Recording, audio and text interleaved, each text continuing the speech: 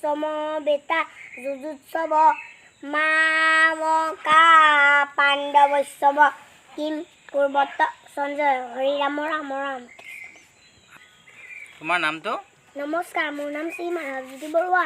তুমি কোন শ্ৰেণীত পঢ়িছা? প্ৰথম কোনখন স্কুলত পঢ়িছা? শংকৰদেৱ শিশুনিকেতন ফুলবাৰী। আহোমসকলে কিমান বছৰ অসমৰ ৰাজত্ব কৰিছিল? প্ৰায় 600 বছৰ। আহোমৰ প্ৰথম ৰজাজন কোন আছিল? চুকাফা। অসমৰ প্ৰথম বুৰঞ্জী কোনে লিখে? আহোমসকলে। অসমলৈ মানসকলক কোনে আনিছিল? অসমলৈ মানসকলক বদন বৰফুকন। আটাইতকৈ কম বয়সীয়া আহোমৰ ৰজাজনৰ নাম কি আছিল?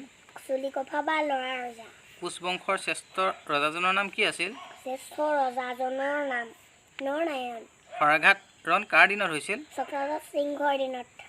মাদ্ৰাজত প্ৰথম অসমীয়া ৰাজ্যপাল কোন আছিল? মাদ্ৰাজত প্ৰথম অসমীয়া ৰাজ্যপাল বিষ্ণুৰাম মেধি।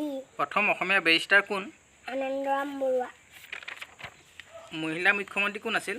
চৈয়দ আনোৱাৰা তাইমূৰ। জগতগুৰু কোন আছিল? জগতগুৰু শ্ৰীমন্ত শংকৰদেৱ। দেশভক্ত কোন আছিল?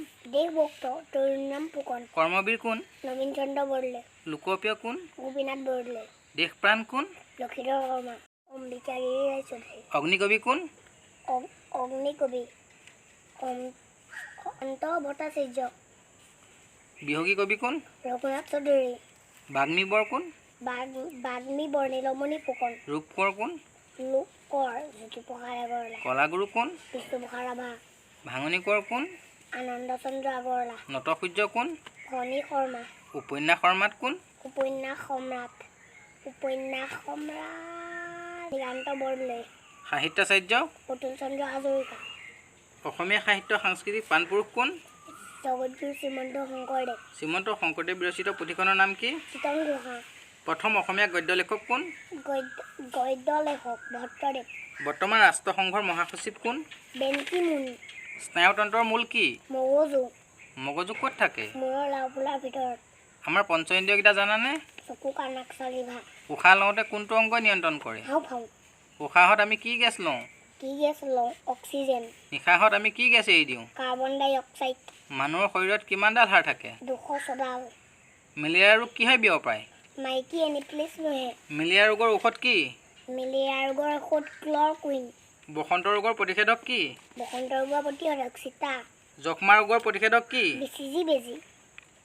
এবিধ উভচৰ প্ৰাণীৰ নাম ক'ব পাৰিবানে? উভচৰ প্ৰাণী ভেকুলী। আটাইতকৈ ডাঙৰ স্তন্যপায়ী প্ৰাণী কি? স্তন্যপায়ী প্ৰাণী তিমি। আটাইতকৈ ডাঙৰ চৰাই কি? ডাঙৰ চৰাই উট পক্ষী। আটাইতকৈ সৰু চৰাই কি? হামিংবাৰ্ড। আটাইতকৈ ওখ জন্তু কি? জিৰাফ। আটাইতকৈ বেছি উৰিব পৰা চৰাইটোৰ নাম জানানে? পাৰ।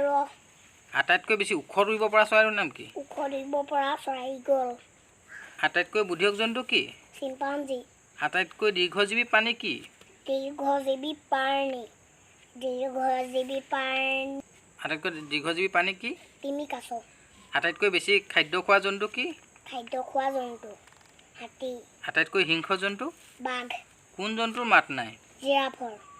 কোন প্ৰাণীয়ে জিভাৰে শুনে? জিভাৰে শুনে সাপে। লখিমপুৰৰ SP কোন? লখিমপুৰৰ SP অৰ্পনায়ন। আগতে কোন আছিলে? আগতে আনন্দ মিশ্ৰ। লখিমপুৰ জিলাৰ উপায়ুক্তজনৰ নাম জানানে? উপায়ুক্ত DC গায়ত্ৰী দেৱী দাস হাইলি। বৰ্তমান সাংসদ? প্ৰদান বৰুৱা। মুখ্যমন্ত্ৰী কোন? হিমন্ত বিশ্ব শৰ্মা। স্বাস্থ্যমন্ত্ৰী কোন আছিলে? স্বাস্থ্যমন্ত্ৰী কেশৱ মহন্ত। কি গান ৰ'ব? বিহু বতৰ তুমি এতিয়া বিহু গান জানানে? জানো। গোৱাচোন বাৰু গান এটা।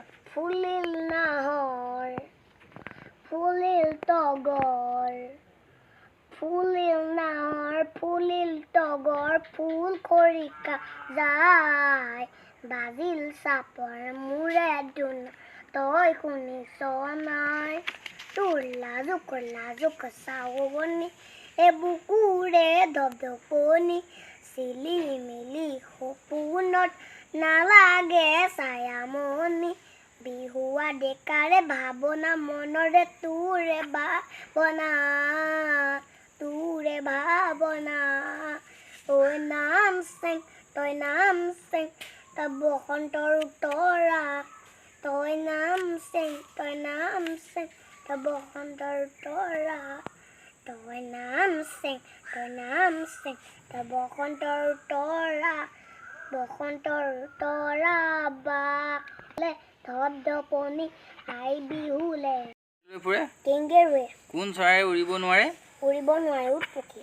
কোন চৰাই আনৰ বাহত কলি পাৰে? কুলি কোন চৰাই নিশাচৰ? ফেঁচা কোন প্ৰাণীক মৰুভূমিৰ জাহাজ বোলে? কুটক কোন জন্তুৱে থিয় হৈ শুৱে? ঘোঁৰাই কি প্ৰাণীয়ে চকু নুমুদাকৈ শুৱে? চকু নুমুদাকৈ শুৱে। মাছে ৰেল ইঞ্জিন আৱিষ্কাৰ কোনে কৰিছিল? ৰেল ইঞ্জিন আৱিষ্কাৰ জৰ্জ ষ্টিফেনছন। দূৰৰ বস্তু চোৱা যন্ত্ৰটোৰ নাম কি আছিল? দূৰবীণ দূৰবীণ কোনে আৱিষ্কাৰ কৰিছিল? গেলিলিও। চকুৰে মনিব নোৱাৰা যন্ত্ৰটোৰ নাম কি? মনিব নোৱাৰা যন্ত্ৰটোৰ নাম চকুৰে মনিব নোৱাৰা যন্ত্ৰ। দীঘল বস্তু জোখা এককটোৰ নাম কি? মিটাৰ গোটা বস্তু জোখা এককটোৰ নাম কি? গ্ৰাম কিলোগ্ৰাম পনীয়া বস্তু জোখা এককটোৰ নাম কি? লিটাৰ